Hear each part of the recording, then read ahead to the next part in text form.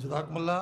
आज आज के इजलास की दूसरी तकरीर खिलाफत और जमात के बाहमी प्यार का ताल्लुक़ के उन्वान पर मुकर्रम अब्दुल समी ख़ान साहब की है। आप जामिया अहमदिया कनाडा के उस्ताद हैं, तशरीफ़ लाएँ।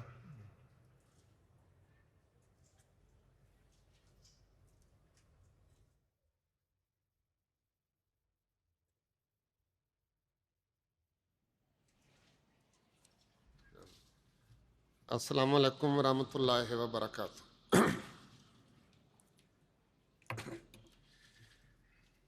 अशहदु अल्ला इलाहा इल्लल्लाह वहदहू ला शरीक लहू व अशहदु अन्ना मुहम्मदन अब्दुहू व रसूलुहू। अम्मा बअदु फ़अऊज़ु बिल्लाहि मिनश शैतानिर रजीम। बिस्मिल्लाहिर रहमानिर रहीम। लक़द जाअकुम रसूलुम मिन अनफुसिकुम अज़ीज़ुन अलैहि मा अनित्तुम हरीसुन अलैकुम बिल मोमिनीना रऊफ़ुर रहीम।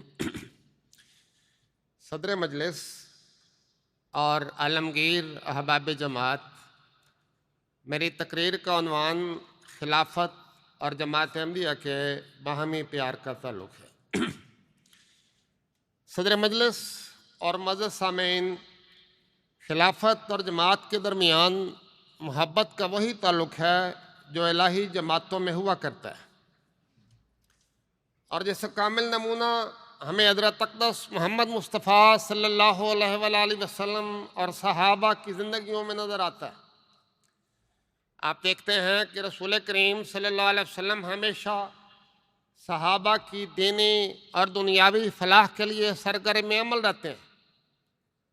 रसूल करीम सल्लल्लाहु अलैहि वसल्लम ने दीनी लिहाज से सहाबा को आसमान के सितारे बना दिया, और दुनियावी लिहाज से आपने दुनिया की हुकूमतें उन्हें अता कर दी।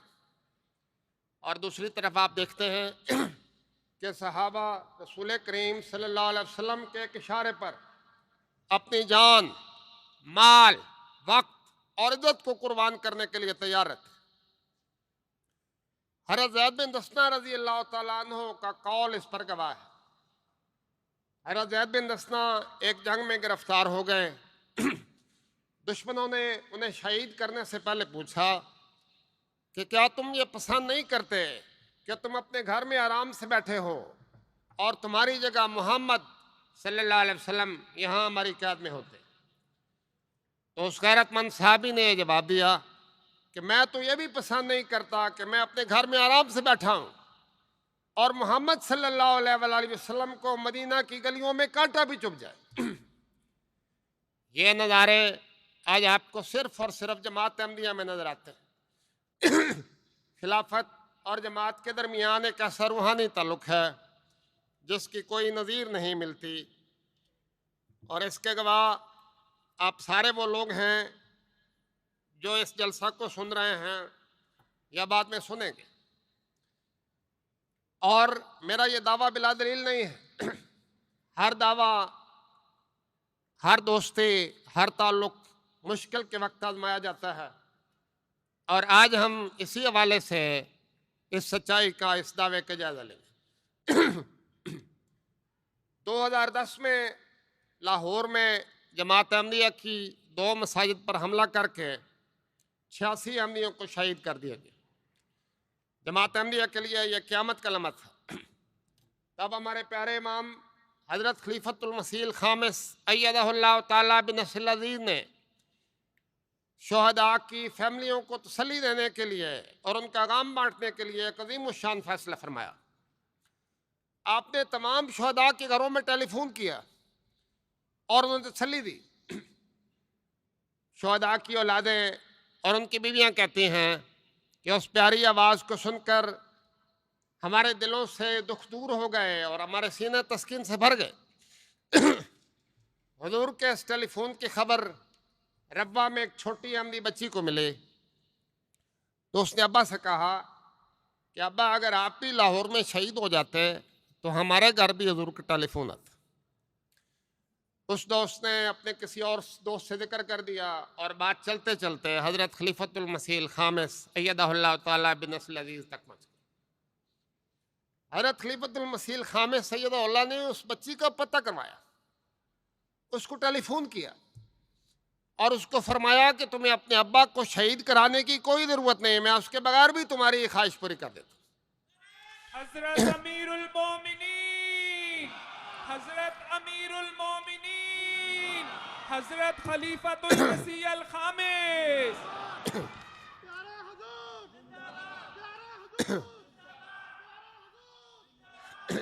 हजरत, बाप बेटे का ताल्लुक नहायत जज्बाती ताल्लुक होता है, मगर अहमदी बेटियां अपने इमाम की एक आवाज़ सुनने के लिए अपने बापों को कुर्बान करने के लिए तैयार थी। और दूसरी तरफ इमाम की हालत क्या है? इमाम कहता है जब तक पाकिस्तान में तमाम जगहों से मुझे जुम्मा बखैरियत गुजर जाने की इत्तला न मिल जाए मैं फ़िक्रमंद रहता हूँ, और हजूर ख़ास तौर पर जुम्मा के दिन दुआ में मसरूफ़ रहते हैं। फिर खिलाफत अहमदिया इन मजलूमों की आबादकारी के लिए आगे आई और अल्लाह के फजल से उन फैमिलीज़ के अक्सर अफराद नहायत आसान ज़िंदगी दुनिया में गुजार रहे हैं। ये देखकर पाकिस्तान के एक आला सरकारी अफसर ने हमारे अमीर ज़िला रावलपिंडी से कहा कि काश हमारा भी कोई लीडर होता, हमारा भी कोई रहनुमा होता जो हमारे दुख दर्द इस तरह बांट लेता। शहादतों का यही वाक़या गुज़श्ता साल बुर्किना फासो में दोहराया गया। फिर खिलाफत अहमदिया के लुत्फ़ो करम ने उनके घर भर दिए। याद रखें ये सारी बरकतें हज़रत मोहम्मद मुस्तफ़ा सल्लल्लाहु अलैहि वसल्लम का एजाज़ है। हज़रत रसूल करीम सल्लल्लाहु अलैहि वसल्लम ने खिलाफत ला मिनहाज नबुव्वत की बशारत दी तो उसकी मरकज़ी खूबी ये बयान फरमाया ख़ियारो अइम्मतकुम अल्लज़ीना तुहिब्बूनहुम व युहिब्बूनकुम व युसल्लूना अलैकुम व तुसल्लूना अलैहिम। फरमाया तुम्हारे बेहतरीन लीडर और इमाम वो हैं जिनसे तुम मोहब्बत करते हो, जिनसे तुम मोहब्बत करते हो और वो तुमसे मोहब्बत करते हैं। तुम उनके लिए दुआएं करते हो और वो तुम्हारे लिए दुआएं करते हैं।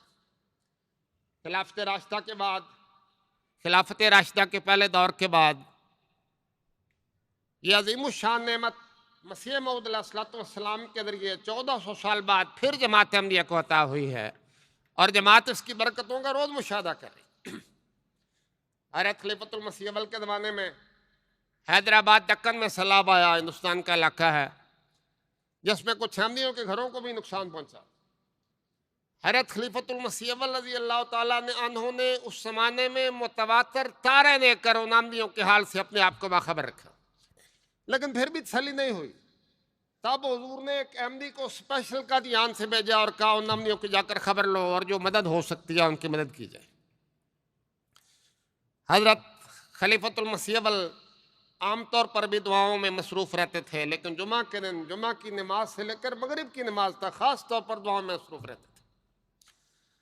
हज़रत ये शाकूब अली साहब इरफानी गवाही देते हैं कि मैंने अपनी आँख से देखा है हुजूर के पास जब डाक आती है तो एक एक ख़त हाथ में लेकर दुआ करते हैं और अच्छी तरह दुआ करने के बाद उस ख़त को फिर रखते हैं। यह दुआओं का सिलसिला, ये खतूत के ज़रिए दुआएं मंगवाने का सिलसिला आज भी जारी है और बढ़ता जा रहा है। नारे तकबीर, नारे तकबीर।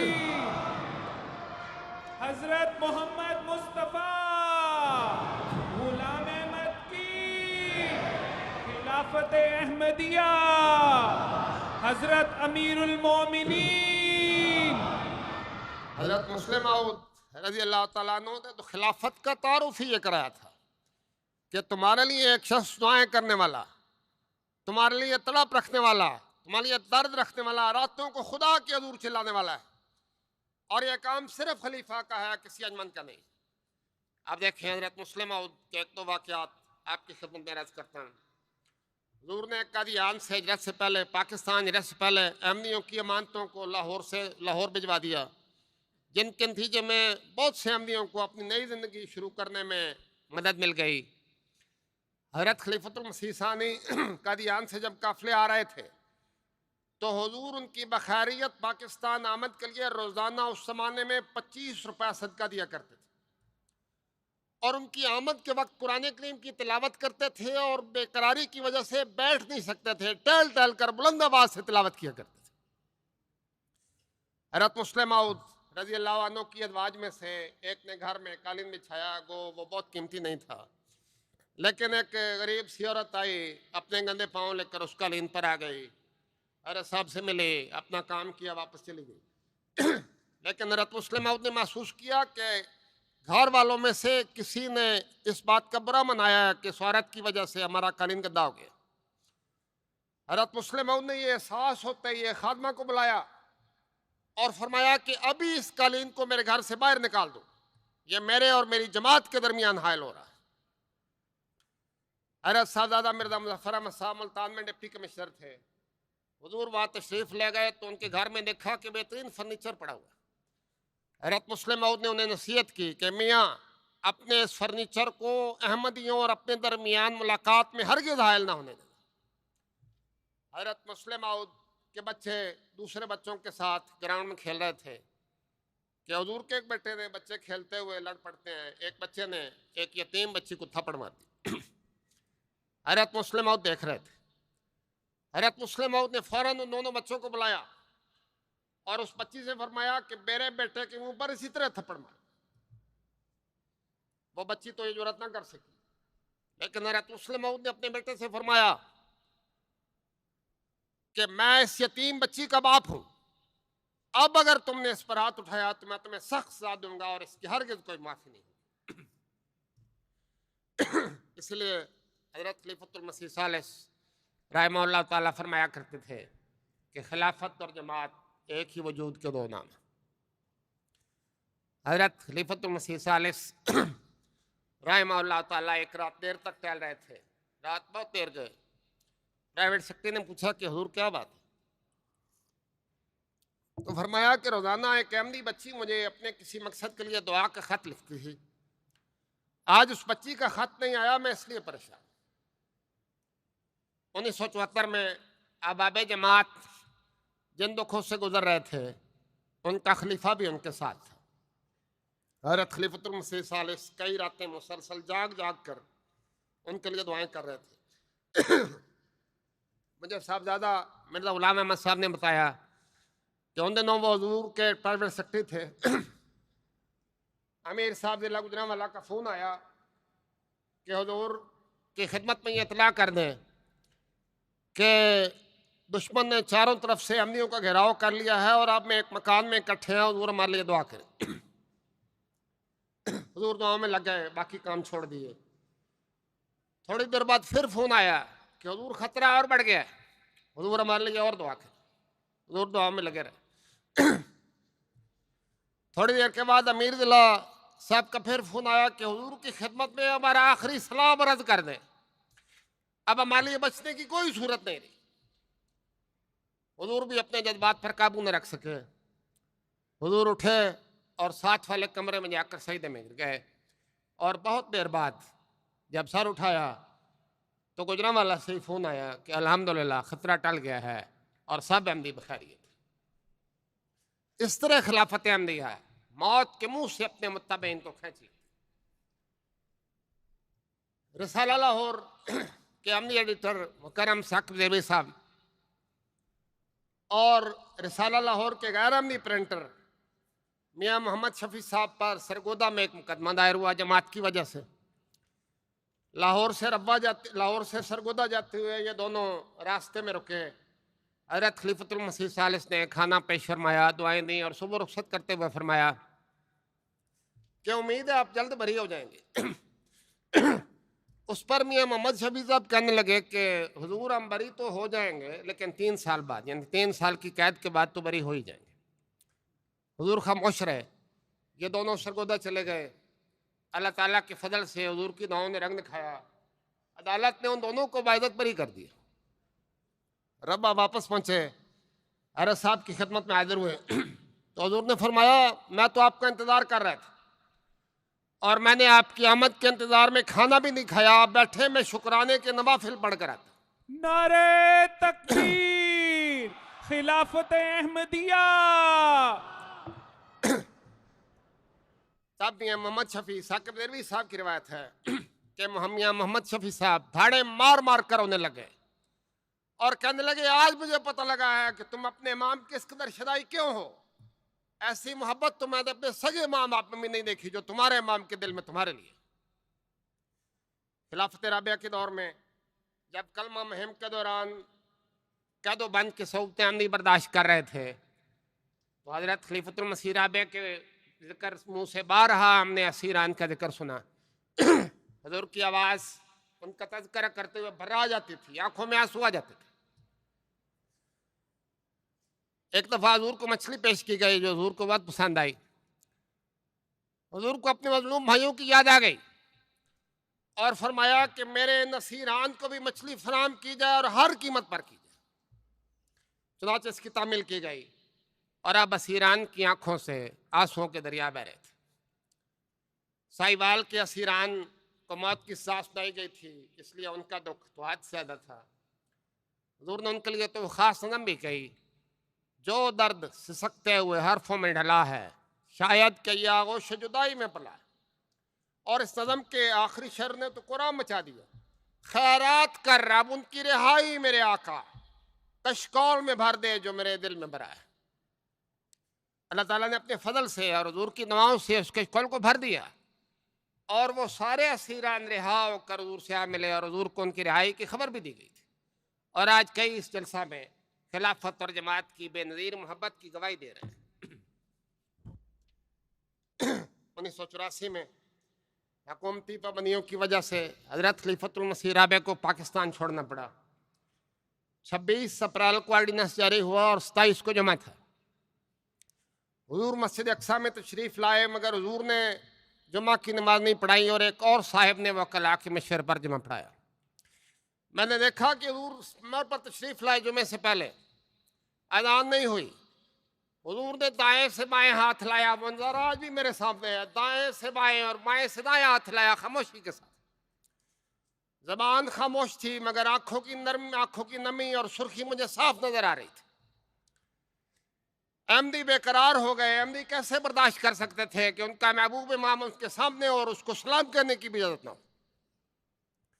सिसकी और राहों का एक तूफान मस्जिद अक्सा में बुलंद हो।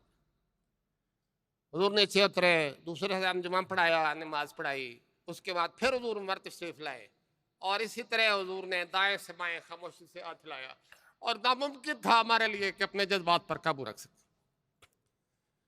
हिजरत से एक रात पहले हुजूर ने मस्जिद मुबारक में नमाज मगरिब पढ़ाई। मैं भी उस मजलिस में अल्हम्दुलिल्लाह मौजूद था। हुजूर ने नमाज के बाद आपसे फरमाया कि बैठे रहे। फिर खड़े हुए और फरमाया कि मैंने इसलिए आपको नहीं बिठाया कि मैं को तकरीर करनी चाहता हूँ, मैं सिर्फ आपको देखना चाहता हूँ। खुदा की कसम मुझे आपसे प्यार है और मैं खुदा की कसम खाकर कहता हूँ कि किसी माँ को अपने बच्चे से इतनी मोहब्बत नहीं जितनी मोहब्बत मुझे आपसे। हुजूर लंदन पहुंच गए मगर अहले पाकिस्तान की सबसे बड़ी महरूमी हुजूर का खुतबा जुमा था। पहले हुजूर की कैसेट्स आनी शुरू हुई तो प्यास और बढ़ गई, फिर हुजूर की वीडियो कैसेट आनी शुरू हो गई लेकिन दिल चल ही नहीं पाते थे। तब अल्लाह ताला ने आसमान से रसूल करीम सल्लल्लाहु अलैहि वसल्लम के वादों के मुताबिक MTA का निज़ाम जारी हुआ और वो जिसे हमने मस्जिद अक्सा में आंसुओं और सिसकियों के साथ रुखसत किया था वो हमारे घरों में उतर आया और अपने दीदार से अहमदियों के दिलों को तस्कीन देने शुरू कर। जुमा के दिन एक अहमदी की सबसे बड़ी और बाबरकत मसरूफियत हुजूर का खुतबा जुमा सुनना। पहले हम पाकिस्तान में शाम को खुतबा जुमा सुना करते थे, फिर घाना में दोपहर के वक्त खुतबा सुनते थे, फिर कनाडा में सुबह 8 बजे सुनते थे। अब हम जर्मनी में दोपहर 2 बजे हुजूर का खुतबा जुमा सुनते हैं। दुनिया में कोई वक्त ऐसा नहीं जब आंख अहमदी अपने इमाम की ज़ियारत न कर रहे हों। सुबह दोपहर शाम वो प्यारा चेहरा अपनी झलक दिखाता है, हमें सलाम करता है और हमारे लिए दुआओं में मशगूल रहता है। MTA के क़याम से पहले अखबार अल फजल करीबन 90 साल तक खिलाफत और जमात की मोहब्बत का बिला शिरकत गैर हवाला बना रहा। हज़रत मुस्लिम मऊद ने जब इसे खिलाफत उला में शुरू किया तो ये 7 रोज़ा था। मगर जमात हुजूर की खबरें सुनने के लिए, हुजूर के इरशाद सुनने के लिए और हुजूर के ऐलानात सुनने के लिए एक हफ्ता इंतजार नहीं कर सकती थी। बार बार जमात के असरार पर कभी हफ्ता में 2 दफा, कभी 3 दफा, कभी 4 दफा शाया करा, लेकिन 1934 के वाकयात ने जमात को बेकरार कर दिया। तो मैं आपको बताना चाहता हूँ कि लाहौर की जमात ने 1935 में हुजूर की खिदमत में बाकायदा एक दरख्वास्त पेश की कि हुजूर अब हमसे सब्र नहीं होता, अब हुजूर इसको रोनामा कर दें। तब हुजूर ने फरमाया कि अल-फजल को फिलहाल 6 माह के लिए रोनामा कर दिया। तब 8 मार्च 1935 को अल-फजल रोनामा हो गया, लेकिन 6 माह के लिए नहीं, हमेशा के लिए हो गया। अल-फजल पे पाकिस्तान में पन्नियाँ लगाई गई तो अल्लाह के फजल से लंदन से वो जारी तो पहले ही हो चुका था, और फिर अल-फजल रोजनामा इंटरनेशनल बनकर सारी दुनिया में अपने इमाम की बातों को, उसकी मोहब्बतों को फैला रहा। आप देखिए, जब से MTA पर हुजूर के खुतबात में होने शुरू हुए हैं, एक आध के सिवा कोई नगा नहीं हुआ। हत्ता कि खलीफतुल मसीह राबे जुम्मा का खुतबा देखकर फौत हुए हफ्ते के दिन, और अगला जुम्मा नए खलीफा ने पढ़ाया। हज़रत खलीफतुल मसीह खाम सैयदा अल्लाह ताला के पित्ते का ऑपरेशन हुआ तो हुजूर ने इस तरह प्लान किया कि जुम्मे के खुतबे का नगा ना हो। कोरोना की वबा के दौरान दुनिया भर के राब्ते मुनक़ते हो गए, मगर खिलाफत अहमदिया का राब्ता नहीं टूटा। जब जुम्मा पढ़ाना मुमकिन ना रहा तो हुजूर ने अपने दफ्तर से पैगाम दिया। इसके बाद सिर्फ एक खादिम के साथ जुम्मा पढ़ाते रहे, और उसके बाद मसलसल हुजूर की ज़ाती मुलाकातें ऑनलाइन मुलाकातों में तब्दील हो गई, और दुनिया भर की सैकड़ों जमातें और हज़ारों अहबाब इस बरकत से मुस्तफ़ीद हो चुके हैं। मैं भी उनमें शामिल हूँ। घाना में जामिया अहमदिया इंटरनेशनल से तलबा के साथ मुलाकात के दौरान हुजूर ने मुझे तलबा के दरमियान पहचाना और नाम लेकर मुखातब किया और मुझे नई जिंदगी दे दी। अभी 2021 की बात है, हज़रत खलीफतुल मसीह खामिस अय्यदहुल्लाह बिन नस्ल अज़ीज़ यहाँ जर्मनी में इज्तिमा से खिताब फरमा रहे थे कि तेज़ बारिश शुरू हो गई। दुनिया समझती थी कि ये लोग उठ के भाग जाएंगे, ऑनलाइन खिताब था, लेकिन हमने देखा कि सारा वक्त तमाम खुदाम निहायत इत्मीनान के साथ बैठे रहे, और तमाम दुनिया ने अपनी आंखों से ये नज़ारा देखा। अभी ऑनलाइन मुलाकातों का नया नया सिस्टम था। हुजूर को पता लगा कि एक जगह अहमदी बच्चों को ठंड में बिठाया गया। हज़रत खलीफतुल मसीह बेकरार हो गए और उस मुल्क के सदर खुदाम अल-अमनी से जवाब तलबी की कि बच्चों को इस तकलीफ में क्यों बिठाया गया, मुनासिब इंतजाम क्यों नहीं किया। बाद वालिदैन का ये कहना है कि हमें बच्चों में खिलाफत से मोहब्बत का इतना अंदाज़ा नहीं था जितना ऑनलाइन मुलाकातों के दरमियान हुआ। मुलाकात से एक रात पहले बच्चों ने अपने कपड़े तैयार किए, अलार्म लगाए, सुबह उठे, नमाज तहज्जुद की, जल्दी जल्दी तैयार हुए और वालिदैन से इसरार किया कि हमें मुलाकात के मकाम पर जल्दी ले चलें, कहीं हमें देर ना हो जाए। एक माँ कहती है कि मेरे बच्चे एक रात इस खुशी में नहीं सोए कि सुबह उनकी हुजूर से ऑनलाइन मुलाकात है, और अगली रात इस खुशी में नहीं सोए कि हजरत साहब ने उन्हें तोहफे में चॉकलेट अता फरमाई थी, और अब वो इस मुश्किल में थे कि खाएं तो चॉकलेट ख़त्म हो जाएगी, और ना खाकर उसे महफूज रखना चाहते थे। मोहब्बत का भी एक अजीब अंदाज़। ये मोहब्बत और इश्क का वो तल्लुक़ है जो सिर्फ खुदा पैदा करता है। हमारे मौजूदा इमाम जब 2003 में मनसब खिलाफत पर फायज हुए तो बैरून पाकिस्तान बहुत कम अहमदी आपसे वाकिफ़ थे, लेकिन खलीफा बनते ही अल्लाह ताला ने मोहब्बत के ऐसे चश्मे रवां किए दोनों तरफ से कि उनकी मिसाल नहीं मिलती। हज़रत साहब खुद फरमाते हैं, दुनिया में कोई मुल्क नहीं जहां मैं चश्मे सब्र में रात को न जाता हूँ, कोई जमात नहीं जिसके लिए मैं दुआएं न करता हूँ दिन को भी और रात को भी। बताएं कौन सा दुनिया में ऐसा लीडर है जो अपनी कौम के लोगों के लिए रातों को उठकर दुआएं करता हो, उसे अपनी कौम के बच्चों की तालीम का फिक्र हो, उसे अपनी कौम की बच्चियों के रिश्तों की फिक्र हो, उसे अपने कौम के नौजवानों और बूढ़ों और औरतों की सेहत की फिक्र हो। यह नेमत सिर्फ और सिर्फ वो है जो हज़रत अक़दस मोहम्मद मुस्तफ़ा सल्लल्लाहु अलैहि वसल्लम की पेशगोइयों और रहमतों के तुफ़ैल हमें इस ज़माना में अता हुई। यही वो लाजवाल मोहब्बत है जिससे फिर इताअत के चश्मे फूटते हैं। लेकिन उससे पहले एक वाक़या ये भी बयान कर दूँ कि एक दफ़ा जलसा लंदन के मौके पर बारिश शुरू हो गई। शाम के वक्त तमाम काफ़िले जलसागाह से क्याम गाँव की तरफ वापस जा रहे थे। ट्रैफिक का निज़ाम दरम बरम हो गया और कई अहमदियों को, बहुत से अहमदियों को कई घंटों तक उस बारिश में खड़ा रहना। हज़रत खलीफतुल मसीह को पता चला तो सारे काम छोड़ छाड़ कर अहमदियों के दरमियान आकर खड़े हो गए और ख़ुद कई घंटे तक बारिश में भीगते रहे और उस वक्त तक वहाँ से नहीं गए जब तक कि सारे काफ़िले वहाँ से रवाना नहीं हो गए। अब हुज़ूर की दुआ का इजाज़ भी देखें। ख़तरा था कि ठंड और बारिश की वजह से बहुत से अहमदी बीमार पड़ जाएंगे, मगर हुज़ूर की दुआ की बरकत यह है कि बाद की रिपोर्टों से मालूम हुआ कि किसी अहमदी को एक छींक तक भी नहीं आई और खुदा ने अपना खास फजल फरमाया। नारे तकबीर, खिलाफत अहमदिया, हजरत अमीरुल मोमिनीन, हजरत खलीफतुल मसीह अल खामिस। हज़रत मुस्लिम मौद ने 1923 में तारीक़ शुद्धी के खिलाफ मुहिम चलाई तो सैकड़ों अहमदी रजाकार हाजिर हो गए और जमात से कोई पैसा नहीं लिया। मेलों अपना सामान उठाकर चलते रहे, भूखे प्यासे रहे, मगर अपने इमाम की मोहब्बत को जिंदा जावेद कर दिया। रियासत भरतपुर की एक बुढ़िया मुसलमान हो गई, उसकी फसल कट चुकी थी। उसके बेटों ने उसके मुसलमान होने की वजह से फसल काटने से इनकार कर दिया और ख़तरा था कि फसल ज़ाया हो जाएगी। हज़रत मुस्लिम मौद को खबर मिली तो हुजूर के इरशाद पर कादियान के मुबल्लिगीन, वाक़फ़ी ज़िंदगी, डॉक्टर, वकील, ताजर उस फसल को काटने के लिए पहुंच गए। वो जो सिर्फ कलम चलाते थे, जिन्होंने कभी कस्सी और दरांती अपने हाथ में नहीं पकड़ी थी, वो अपने जख्मी हाथों से उस बुढ़िया की फसल काट रहे थे और अपने इमाम की मोहब्बत के जलवे दिखा रहे थे। और दुश्मन ने भी जब ये नज़ारे देखे तो अखबारों ने हैरत अंगेज़ तौर पर उसको खराज तहसीन पेश किया, जिसके लंबे हवाले हैं मगर उसका वक़्त नहीं है।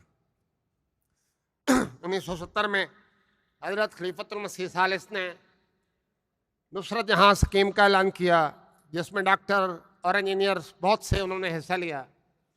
ख़ानदान मसीह मऊद अलैहिस्सलाम के भी बहुत से खुशकिस्मत अफराद को उसमें शिरकत का मौका मिला, जिनमें हमारे इमाम हज़रत खलीफतुल मसीह खामिस अय्यदहुल्लाह ताला बिन नस्ल अज़ीज़ भी थे।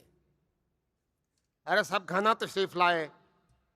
उस मकान के मुतल्लिक़ लोगों को कहना है आज भी कि उस मकान में कोई नहीं रह सकता। हालत यह थी कि हज़रत साहब को ना गंदम मुयस्सर थी, ना सब्ज़ी मुयस्सर थी, ना बच्चों के लिए दूध मुयस्सर था, ना कोई सिक्योरिटी थी, ना कोई खादिम था। घर के बाहर कुछ खाली ज़मीन थी, उसमें सब्जियां लगा लीं, कुछ जगहों पे मुर्गियां पाल लें और इस तरह गुजारा करते रहे, मगर अपने इमाम की मोहब्बत को आला मेयार तक पहुंचा दिया। और आज उसी से उसको खुदा ने हमारा इमाम बना दिया है, जो अपने इमाम की मोहब्बत के आला मेयार और इताअत के आला मेयार कायम कर रहा था। सिलसिला की खातिर कुर्बानियों का वक्त आए तो खिलाफत और जमात की मोहब्बत का एक अजीब मंजर नजर आता है। हज़रत मुस्लिम मौद के 13 बेटे थे, 13 की तरफ वक्फ कर दिए और कादियान से जब हिजरत करके आए तो हज़रत मुस्लिम मौद ने अपने बच्चों को ख़त लिखा कि मेरी इतलात के मुताबिक बागी जत्थे कत्लेआम शुरू करने वाले और मुझे ख़तरा है कि तुम सब कत्ल कर दिए जाओगे, मगर मेरी तुम्हें यह नसीहत है कि ऐसा वक्त आना तो सब हंसते मुस्कुराते हुए खुदा की राह में जान देना, कोई खौफ का सारा तुम्हारे चेहरों पर ना आए। एक खातून ने अपने बच्चे को भेजते हुए से कहा, बेटा पीठ ना दिखाना। तब उस शहादतमंद बेटे ने शहादत से चंद लम्हे पहले एक दूसरे भाई को पैगाम दिया, मेरी माँ से कह देना कि तुम्हारे बेटे ने लड़ते हुए जान दी है और शहादत का मर्तबा हासिल किया। हज़रत मुस्लिम मौद ने फुरकान बटालियन कायम की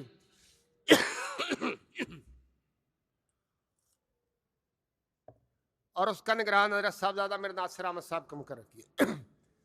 हुजूर के इरशाद पर एक बुजुर्ग उस बटालियन में शमूलियत के लिए तारीख करने के लिए गए तो पर्दे के पीछे एक औरत भी वो लेक्चर सुन रही थी, जिसका बेटा उस मजलिस में मौजूद था। जब लोगों ने नाम लिखवाने शुरू किए तो उस औरत ने अपने बेटे को बुलंद आवाज से पुकारा और कहा, खुदा के खलीफा का नुमाइंदा तुम्हें पुकार रहा है, तुम अपने नाम क्यों नहीं लिखवाते?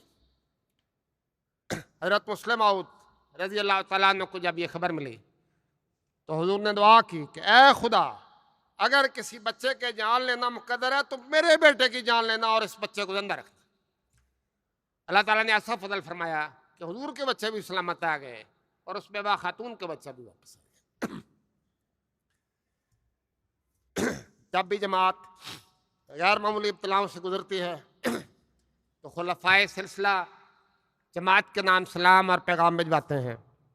मुझे भी 1984 में हज़रत खलीफतुल मसीह राबे का पैगाम और सलाम पहुँचाने का मौका मिला और खैर वक्त राबे में भी कई मौके पर जमात के नुमाइंदे हुजूर का सलाम और पैगाम जाकर पहुँचाते रहे।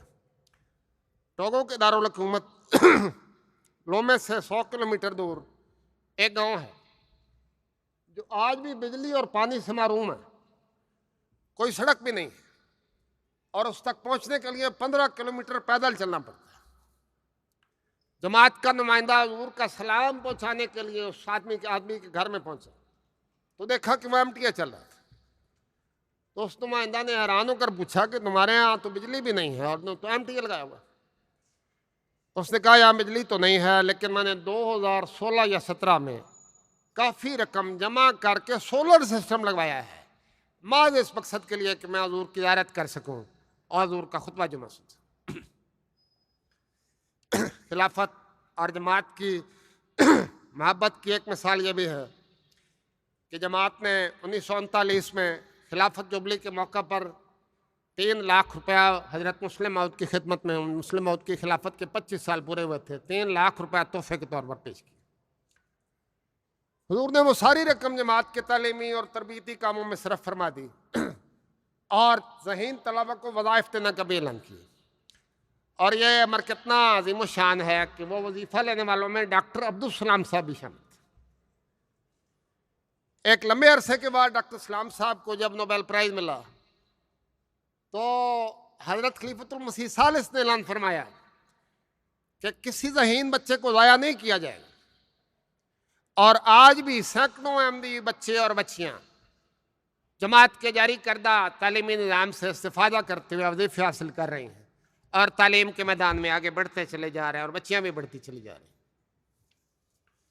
हुज़ूर अय्यदहुल्लाह ताला बिनस्रिल अज़ीज़ ने मनसब खिलाफत पर फायज होने के बाद मुतअद्दिद दौरे फरमाए और हर दफ़ा जब आप जाते हैं दौरे पर तो प्रेस वाले आपसे पूछते हैं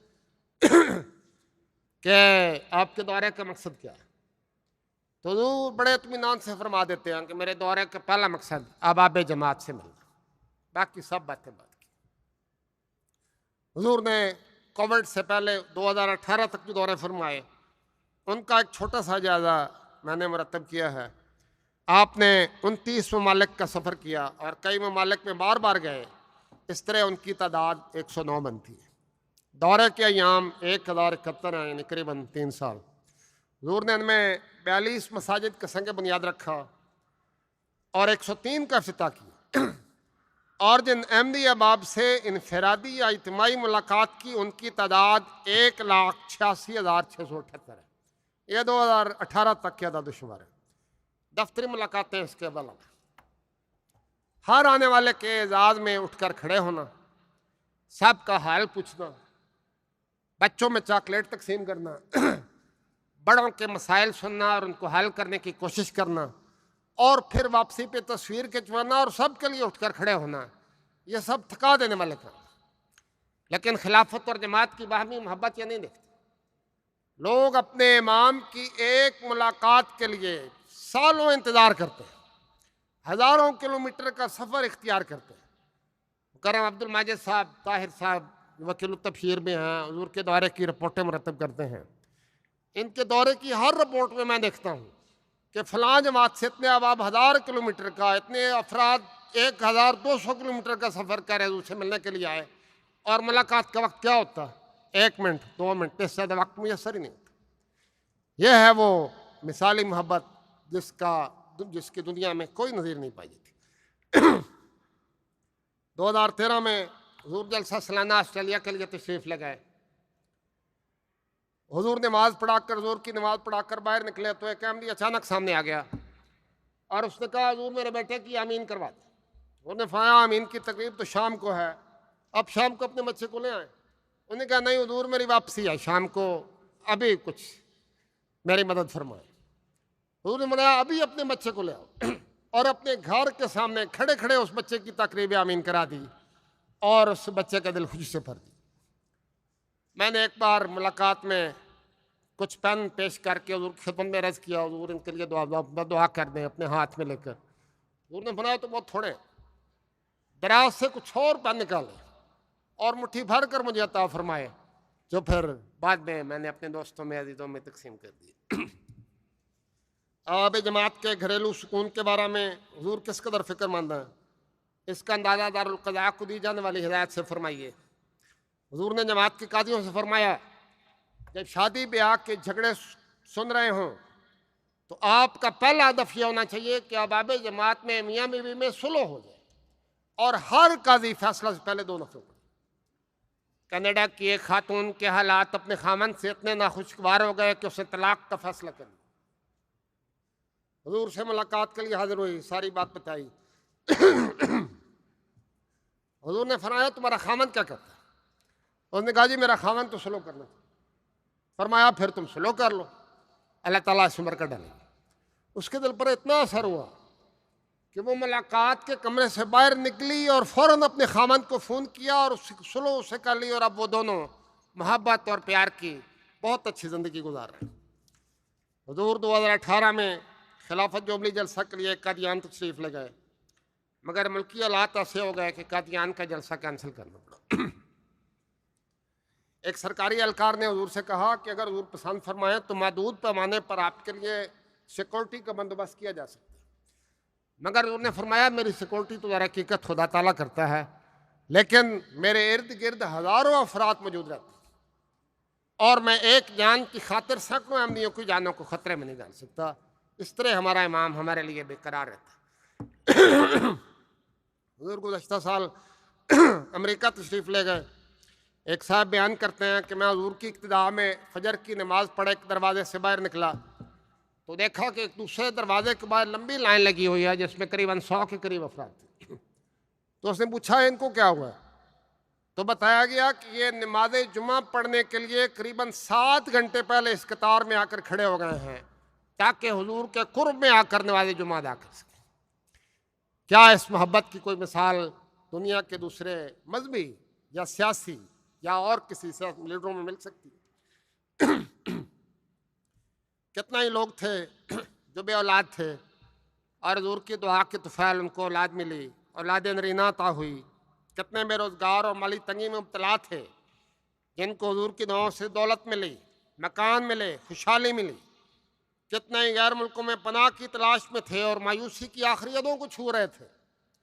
खुदा के खलीफा की दुआ ने उनको ठिकाने दे दिए। कितने तालिब इल्म थे जिनको कामयाबी की तमन्ना थी मगर बहुत दूर नजर आती थी, तब खुदा के खलीफा ने उनको डिग्रियां अता कर दी। अल्लाह ताला से दुआएं कर कर हुजूर रोज़ाना कितने बच्चों के नाम तजवीज़ करते हैं, कितने निकाह पढ़ाते हैं, जमात के 20वें अखबारात और रसायल का मुताला करते हैं और रहनुमाई करते हैं। MTA के अक्सर प्रोग्राम नशर होने से पहले देखते हैं और हिदायत देते हैं। खिलाफत और जमात का अजीब रिश्ता है। युगांडा में